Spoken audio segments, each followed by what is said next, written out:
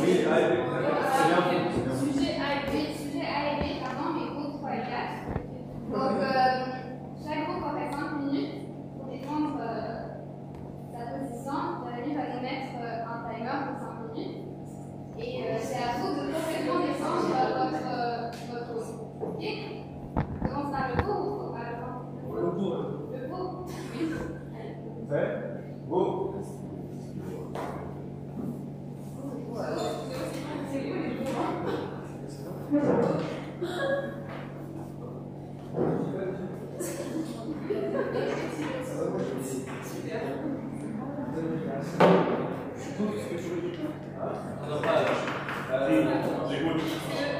Nous, on a dit évidemment, on a vu dans l'histoire de l'Église que l'Église, elle s'est adaptée à une société qui change depuis bien longtemps. On a vu par exemple, nous, dans nos églises, on avait des messes qui étaient tout le temps chantées en copte, et des messes qui duraient 6 heures parfois, et on a vu qu'avec la société qui change, avec les besoins de la société, la messe, elle a été traduite, puis ensuite elle a été raccourcie, et donc on a eu des adaptations de notre Église par rapport à la société. On a vu d'autres arguments aussi dans l'adaptation de notre Église, notamment par rapport aux différences générationnelles. C'est vrai qu'on a une génération qui est de plus en plus, malgré elle, intégrée à une société, qui s'initie de plus en plus dans notre Église. J'en parle qu'effectivement, on a une société qui est, malgré elle, mise en confrontation avec d'autres idéologies. Par exemple, aujourd'hui, moi, un des problèmes que je vois, c'est effectivement le problème de l'homosexualité qui nous est clairement imposé, dans notre société, en tout cas à Paris, où il y a vraiment un forcing social à faire ancrer dans nos mentalités que la société est une normalité.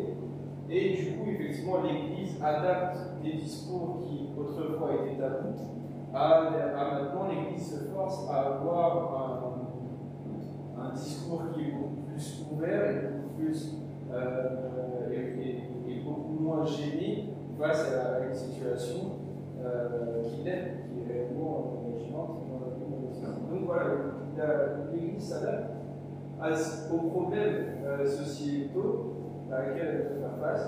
L'Église s'adapte aussi aux besoins de la société. Voilà, je pense à nous, notre Église orthodoxe qui s'exporte, par exemple, dans d'autres pays d'Afrique du Sud.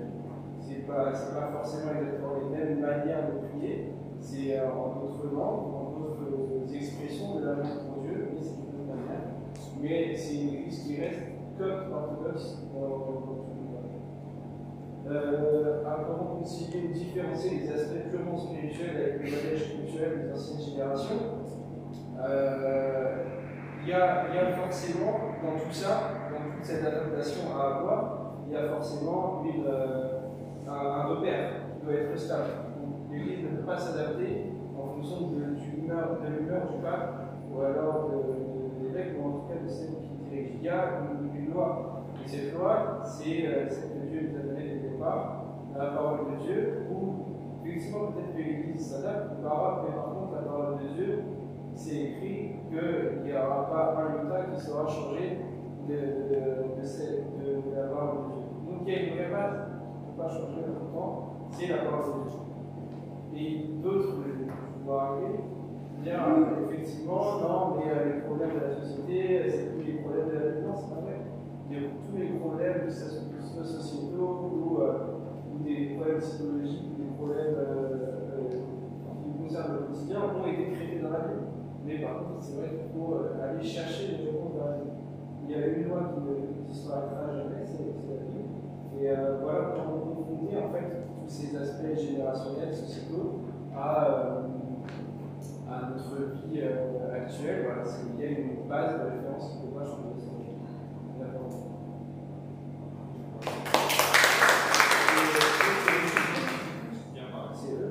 Ça, c'est à la mise.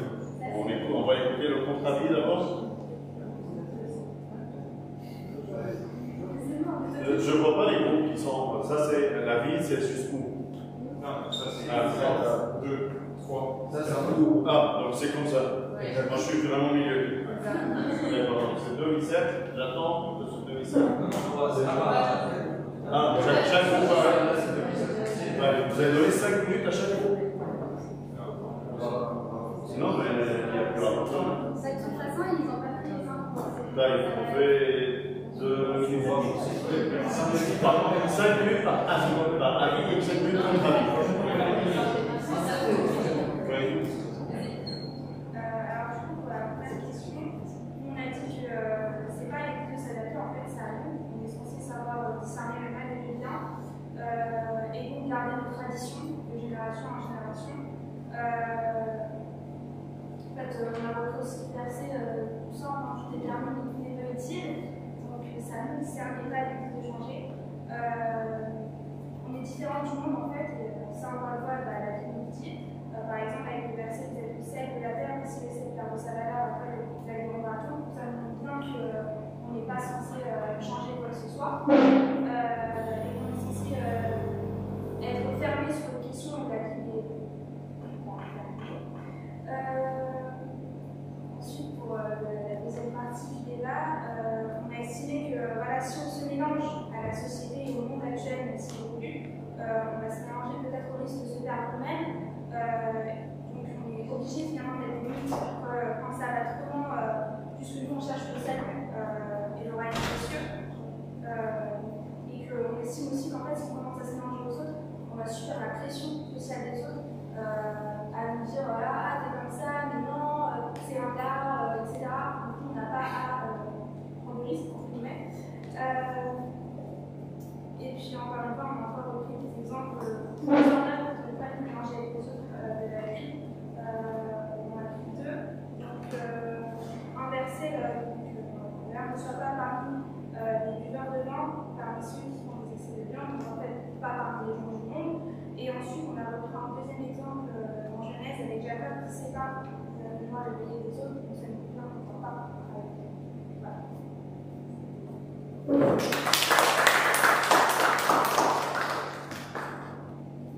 On continue avec le contre-avis.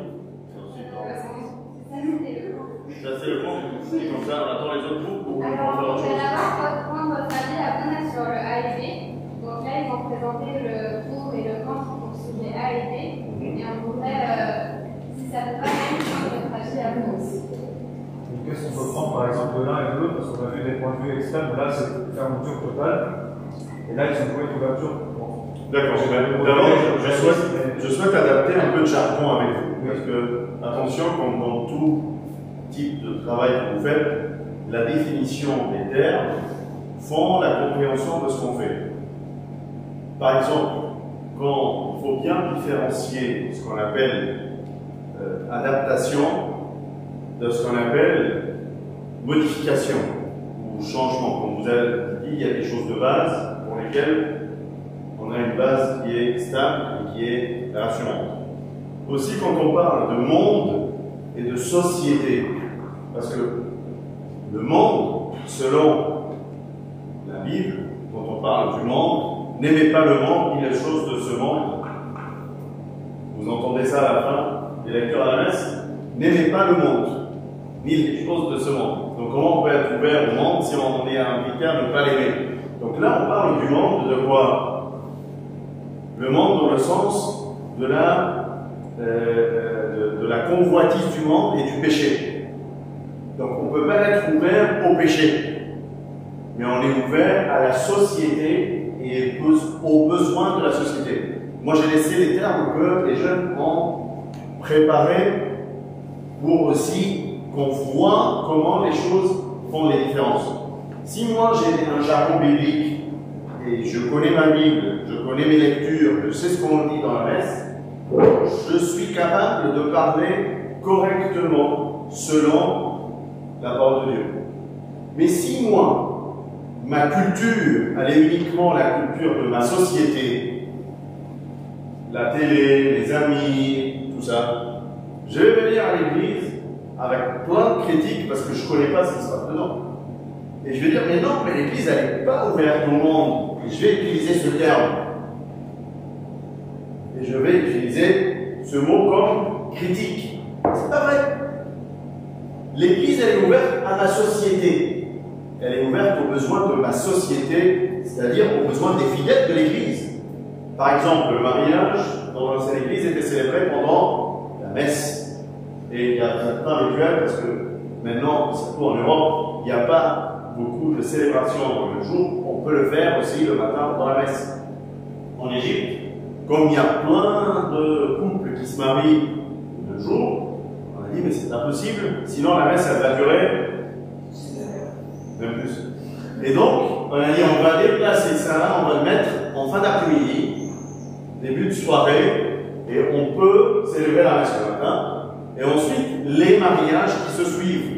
Ça, c'est une sorte d'adaptation aux besoins de la société. Ce n'est pas une ouverture au monde comme on peut l'appeler ici. Parce que sinon, l'Église, avec cette ouverture au monde, elle peut faire un mariage homosexuel, un mariage gay à l'Église. Ça, on ne peut pas le faire. On peut accepter de bénir des animaux. Ça n'a pas de sens. On peut, je sais pas, être impliqué dans la politique, jouer de la politique plutôt. On peut faire beaucoup de choses sous ce mot ouverture. Attention, mon Église est ouverte pour recevoir des couples mixtes, pour faire un mariage, peu importe les peuples, mais ils ont la foi en Christ, la foi orthodoxe, et qu'ils acceptent de vivre dans cette église. On a reçu une fois à Genève un groupe de l'église catholique voisine qui sont venus pour visiter les églises, les autres églises, pour faire une formation à leurs jeunes qui font faire la confirmation, et ils m'ont posé une question. Est-ce que votre église est ouverte pour faire des mariages? Je dis mais pourquoi? Après qu'ils ont vu les icônes, la beauté de notre église, est-ce que c'est pour les photos? Est-ce qu'on fait le mariage à l'église pour les photos?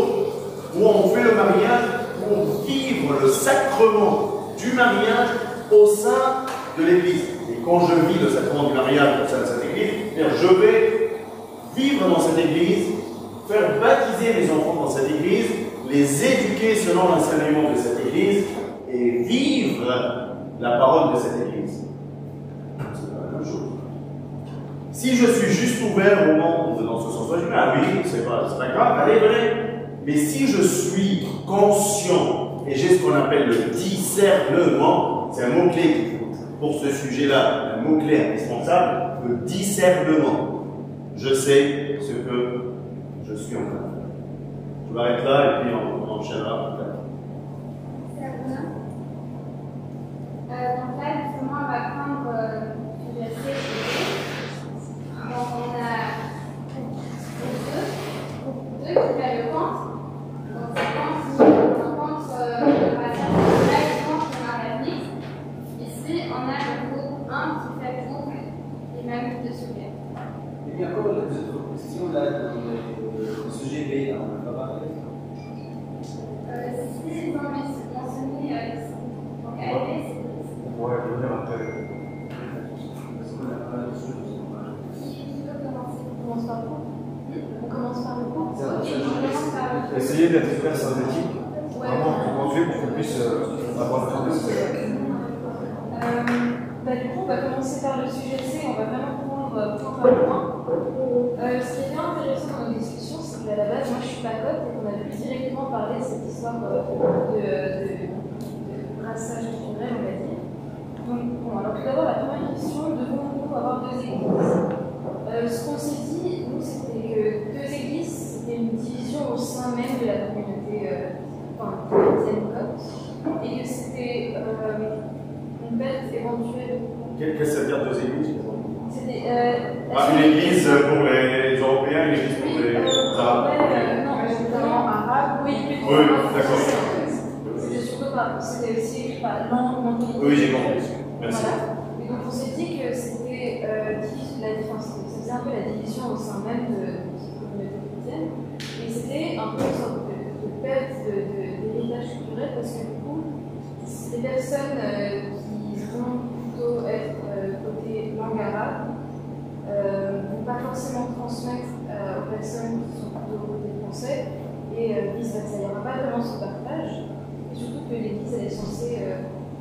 quand on a tous la foi, l'école censée être ouverte à tous, c'est toujours très enrichissant d'apprendre de chacun. Ensuite, pour les nouveaux venus, je sais plus si on en a parlé, d'expérimenter directement là, parce que en fait, il y en a qui savent par les codes, il y en a qui ne savent pas par les codes, d'autres, au livre aussi, d'autres qui savent lire, parler l'arabe ou pas. Et en fait, par exemple, hier à la TASCA, je pense qu'on n'était pas tous à connaître tous les champs, donc je ne connaissais pas du tout. Et ce qu'on a pu remarquer, c'est que en fait, sur l'écran, il y a 3 langues. Et déjà, ce qui était super intéressant, c'est que dans la même TASCA, vous avez 3 langues. On chantait dans les 3 langues. Et donc, par exemple, quand c'était en copte, quand c'était chanté en copte, on avait quand même le texte en français. Et donc on comprenait ce qui était dit et on l'entendait en copte. Et on s'est dit que si on a cette envie de s'intégrer à l'église copte orthodoxe par exemple, si on vient toutes les semaines à la TASCA, au fur et à mesure, on en apprendra de plus en plus. C'est-à-dire même en une seule, pendant la même TASCA, on comprenait de plus en plus. Donc si on se dit que petit à petit on vient, ça va rentrer forcément, et que ce sera vraiment un enrichissement parce que on gagne forcément à venir et à tout partager les 3 langues mélangées, tout ça. Et donc on s'est dit que c'était justement dans les moyens pratiques, ça, c'est l'écran avec les 3 langues et le fait de venir souvent et de tout entendre, c'était un des moyens. Et ensuite, quels sont les éléments positifs et les challenges que ces nouveaux venus peuvent apporter? Ça revient un peu à ce qu'on a dit avant, c'est aussi l'ouverture d'esprit et aussi ça permet d'amener à la discussion et de partager les différentes opinions. Je pense qu'on ne va pas trop s'attarder sur ce point-là parce qu'on a pas mal. Un dernier truc pour conclure, c'est que l'Église est censée aussi accueillir tout le monde. L'Église, elle n'est pas faite pour dire non, quand tu rentres à l'Église, c'est pas ta communauté, va dans son autre Église ou va dans la Église qui est de ta communauté. L'Église, elle est censée accueillir tout le monde, quelle que soit de la culture, même la religion parfois. On accepte de faire rentrer d'autres religions. Oui, certes, ils ne vont pas prendre la communion, mais au moins qu'ils soient là pour voir, pour voir ce qui se passe. D'accord. Je vais attendre et on va mettre au clair ces points. Pour que ça soit aussi clair en tête, qu'est-ce qu'on peut faire? Alors, il y a juste que je dis, pour les mariages mixtes, mais vous en avez parlé aussi quand vous avez donné votre opinion, donc il faut aussi moins en parler, mais tout d'abord, il y a des choses culturelles et l'enrichissement culturel. On connaissait un exemple où c'était 2 chrétiens, mais c'était un catholique du Liban et une femme copte de Genève qui s'était mariée.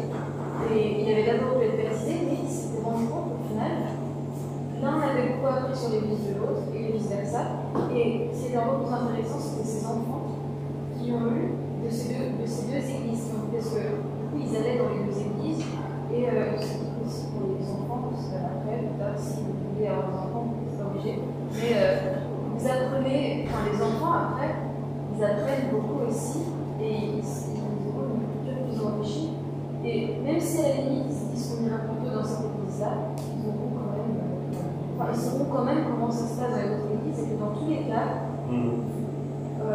voir ailleurs, c'est comme ça. Mais après, c'est quand même important que les 2 aient vraiment la foi. D'accord. Ça reste quand même important. Je vous laisse terminer. Puis voilà, on n'a pas eu le temps vraiment de développer ce point-là parce qu'on est plus pour le secteur. C'est bon?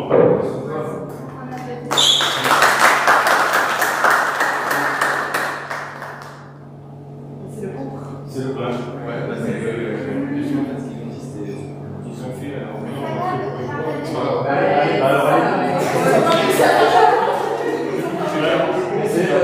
Essayez d'être super synthétique. Vous avez vu l'environnement, si vous voulez compter les gens, allez-y, on va prendre synthétique. Et puis, il faut aller vite, sinon on a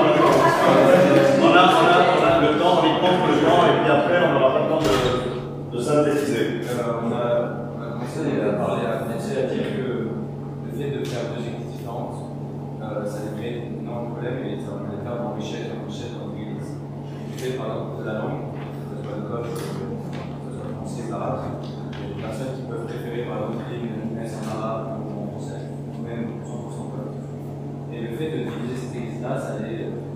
perte de notre histoire, de notre héritage, etc. Il y a aussi la culture égyptienne qui est mixée un peu avec la culture française, suisse ou autre européenne en général, qui peut être très différente sur certains aspects, en termes de mentalité, de tradition. Et le fait de diviser ces deux choses, ça peut être un pas en arrière et non un pas en avant, que la société elle évolue.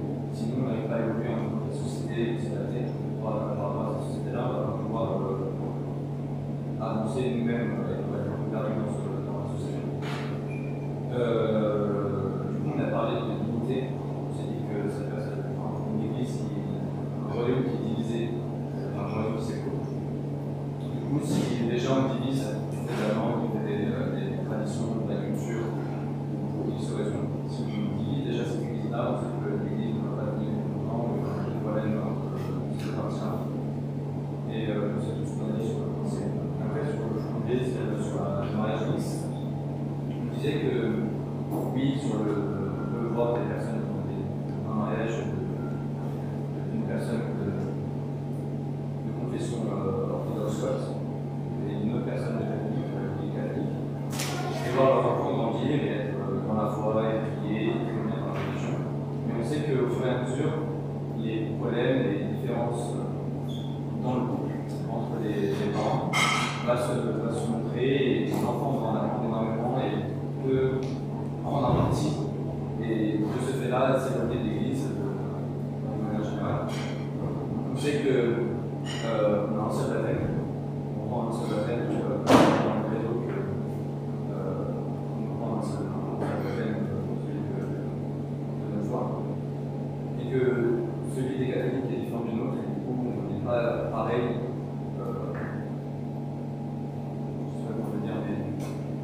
Notre foi n'est pas la même en religion. De ce fait, on a un baptême différent. Et après, on a des façons de faire différentes dans l'église. Par exemple, un club qui se retrouve à l'église, c'est également. La communion, c'est beaucoup plus. Le nom, la messe, c'est long. La confession, c'est face à face, c'est pas vraiment. Il y a différentes traditions qui sont différentes dans deux églises et qui fait que l'enfant peut être aussi un peu perdu, les enfants, les parents ne peuvent pas comprendre les personnes qui ont une autre religion, soit la famille, un protestant ou autre. On ne va pas forcément comprendre toutes ces choses-là et ça peut être important pour la diffusion.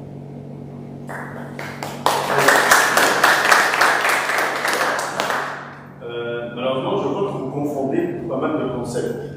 Malheureusement. Mais après, vous arrivez à vous exprimer et c'est intéressant de savoir comment vous voyez les choses. Quand on dit qu'on accepte tout le monde à l'église, attention, ils viennent faire quoi à l'église? C'est un objectif de venir à l'église. Je viens prier Dieu que je connais. C'est pas juste pour venir avec mes amis, c'est pas venir pour partager un plat de foule après la messe. C'est rien à voir. Mais sachez qu'il faut choisir un chemin. Je ne peux pas m'être inscrit à l'université de Lyon et l'université de Paris en même temps. Sinon, je ne vais rien apprendre. Quand j'ai fait médecine, on m'a dit c'est pas intéressant de voir un patient et puis voir l'autre et puis le troisième. Reste à côté d'un patient, prends l'historique, va jusqu'au bout. Ne superflue pas les sujets. Choisissez ce que vous voulez faire et allez jusqu'au bout. Ne prenez pas les choses superflues. L'église, c'est pas juste la messe. C'est vraiment quelque chose, je suis triste quand je vois les gens venir uniquement à la messe et partir après, oui, voilà, on était à la messe. Catéchisme, réunion, études bibliques, tout cela, c'est fait pourquoi? C'est l'instruction religieuse, c'est l'instruction de la foi. Et il faut l'apprendre dans une foi. Les différences entre les églises, ce n'est pas uniquement une différence culturelle, ni de façon de faire les choses. Il y a des dogmes qui sont différents. Il faut comprendre ça. Il faut le chercher à étudier. L'église, c'est une matière à étudier. Ce n'est pas quelque chose où je viens pour voir mes amis. Je ne vais pas avec mes parents.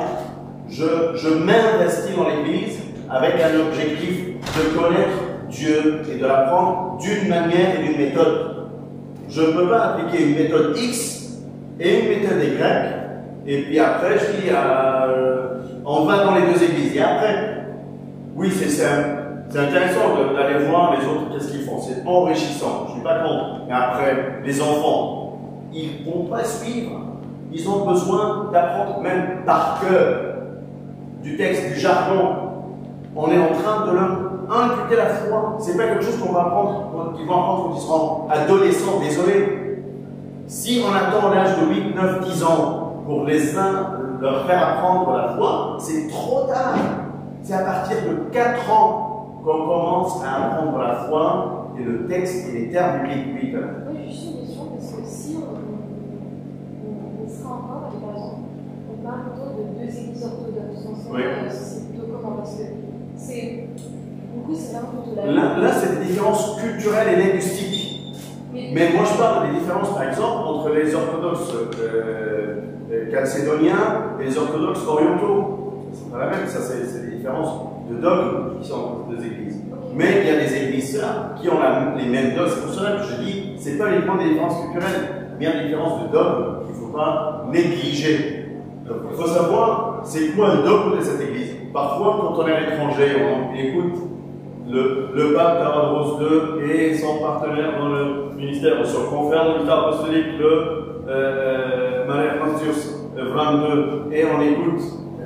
On sait cette église, elle est dans quelle appartenance? Pourquoi on dit ça pendant la messe? C'est pas pour la gloire du pape ni la gloire de l'évêque qui est présent, mais pour annoncer l'appartenance et la foi de cette église-là, elle est selon quel point? Pour que les gens qui sont présents le reconnaissent. Parce que tu prends ta communion selon quoi?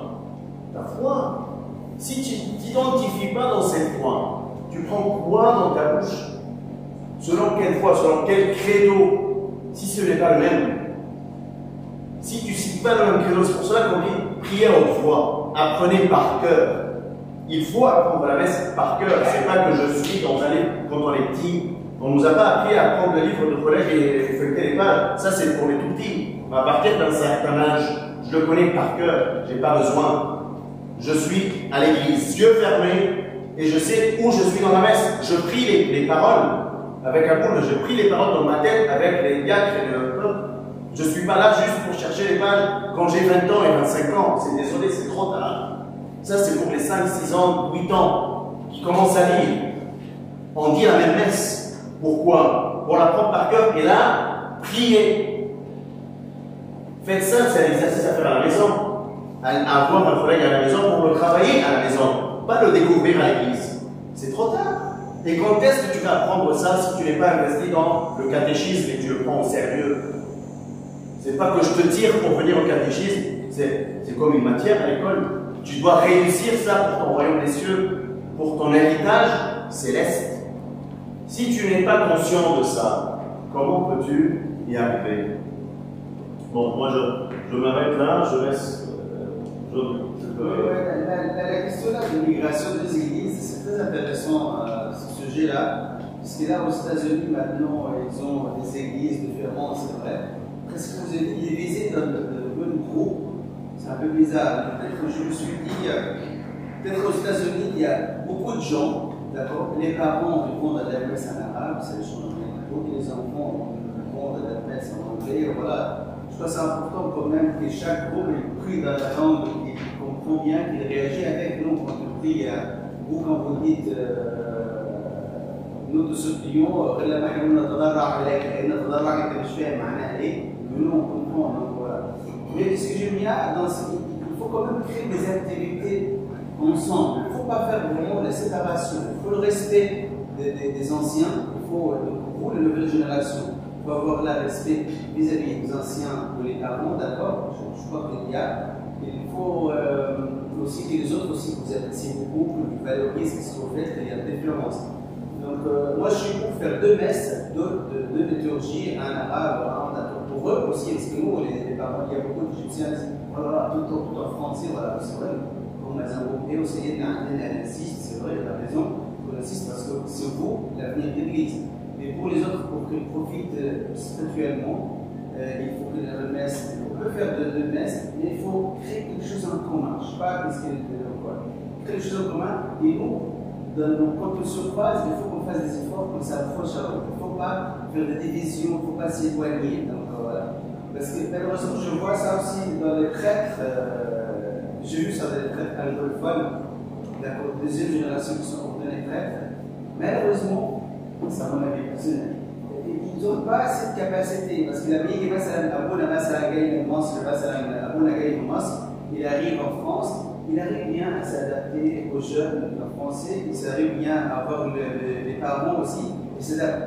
Mais les jeunes prêtres, je parle à vous, donc si un de vous devient prêtre, on faisait le serment en français, il ne faut pas oublier aussi de prendre soin des parents, d'accord? Parce que je voyais dans les anglo-saxons, ils sont complètement à part, d'accord? Nous, les anciennes générations, on aime bien tout ce qui est promotionnel, prendre dans les bras, tout ça, mais là, celui-là que j'ai vu, c'est vraiment les froids et ces types-là. Donc, il faut penser comme nous, les prêtres sont venus d'Égypte, sont adaptés aux deux générations, vous aussi apprenez à s'adapter à la génération vieille, d'accord? Il faut se mettre à la place, il faut les aider. Et pour le mariage mixte, c'est une réalité, surtout chez nous en Suisse, souvent en France, en réalité, ça existe. Il y a des gens qui n'arrivent pas à trouver un partenaire de la même église. Donc voilà. Donc, c'est une réalité à l'église, vous pouvez pas se faire avec, il faut vivre avec. Nous, le danger, c'est ce partenaire copte qui quitte l'église à cause de ça. Ça fait triste quand même. Nous, dans une communauté comme la Suisse, si on perd une famille, on attend pour grandir l'église, on perd. Voilà. Je dis toujours, c'est le rôle de partenaire copte. Qu'est-ce que le partenaire copte? Il veut que son partenaire non copte vienne à l'église, c'est lui qui va l'encourager. D'accord? Aussi qu'un partenaire non copte soit ouvert et réactif aussi, réperceptif. Là, vraiment, vous, le partenaire copte, il faut valoriser votre église. Si jamais un jour, un qui tombe amoureux, je ne sais pas, dans son cœur choisit un partenaire, il faut bien choisir d'abord le partenaire. Il faut le faire intégrer dans les autres églises très riches. Hein, vous voyez, donc il y a des gens très riches, il y a beaucoup de choses. Donc,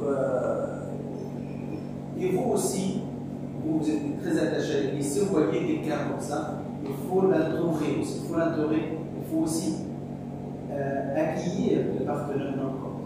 Parce que des fois, le partenaire non copte, je vois ça dans la première génération, la deuxième génération, il y a vraiment personne qui parle, personne qui dit bonjour. D'accord? Parce que toujours avec nos amis, on parle de veille à fond, mais le partenaire, non. Il faut l'intégrer, il faut le faire aimer notre église. Notre église, vraiment, elle est très riche, elle est très jolie. Vous ne vous rendez pas compte pourquoi on a beaucoup de grâce, on a beaucoup de bénédictions, on a beaucoup de richesses qu'on ne profite pas. Notre église, si vous voyez quelqu'un qui a trouvé la beauté de notre église et qui vous vivez dans voilà, la personne qui est venue, elle a vu l'église, il a adoré le décor, c'est vrai, on a reconnu ça, on ne voit pas notre église, on ne va pas faire le commerce. Notre église, c'est riche par son. Je souhaite vous ajouter une chose, attention, c'est une image de notre église, c'est comme si tu as une valise où tu as plein d'affaires dedans. Et il faut regarder dedans et faire un tri.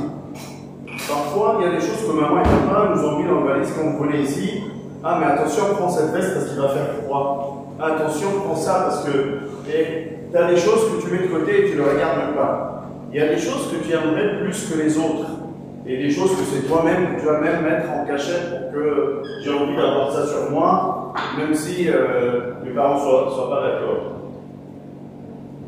Faites ce tri-là dans votre tête pour savoir qu'est-ce qui est culturel dans votre église et qu'est-ce qui est élément de foi et qu'est-ce qui est un élément de dogme et qu'est-ce qui est un élément de rituel. Parce que c'est pas le même ordre. C'est pas le foule et le tarmeuil ce qui fait mon église. Ça n'a rien à voir. Je peux être en jeûne et manger autre chose, des légumes, des fruits, plein de choses. C'est pas ça du tout.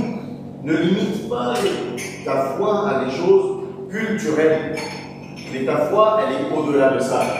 Il y a le Christ qui est au fond, mais il y a aussi tous les éléments des Saints-Pères. Vous allez parler de ça avec un ballot avant avec l'héritage, et tous les camps de Saint-Père, et toute la richesse de votre Église, comme notre jeune a dit qu'on vous invite à les montrer aux autres et vivre cette foi, annoncer aux autres dans cette ouverture, de savoir présenter ton Église aux autres avec foi, avec connaissance, avec compréhension.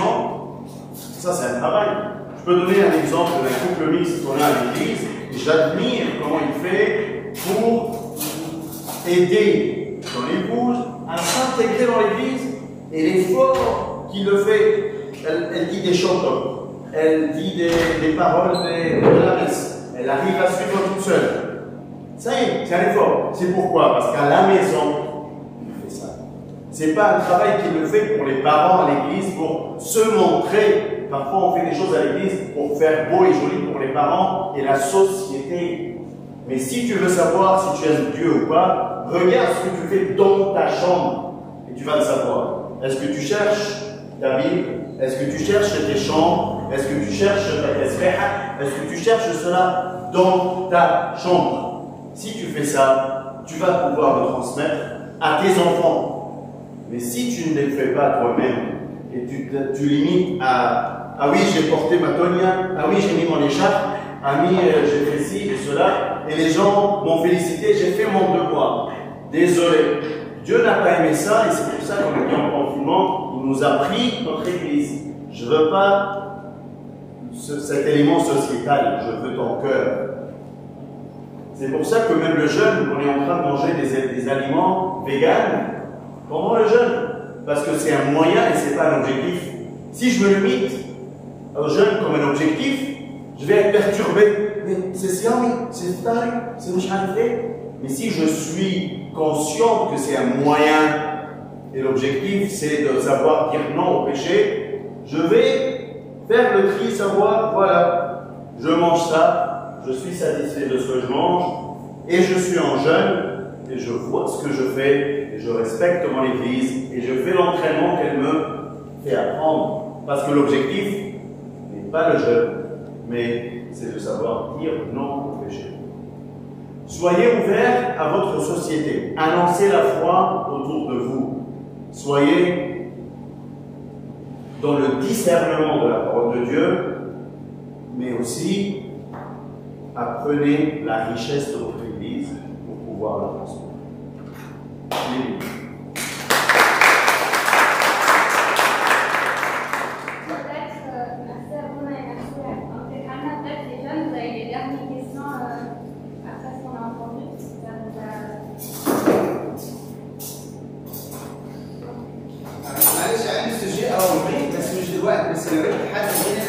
C'est pour les filles, d'accord?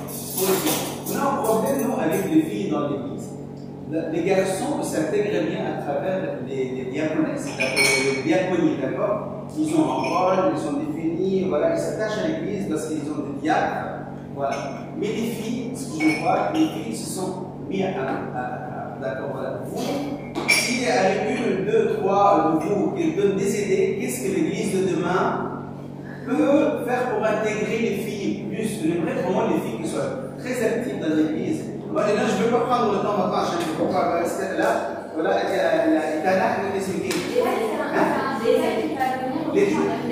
Les idées, d'accord.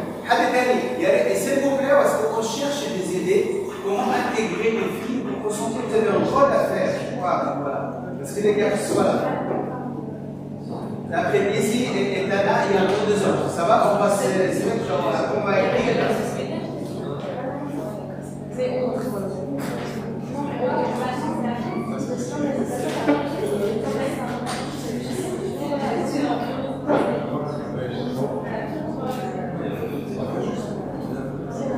Merci à tous.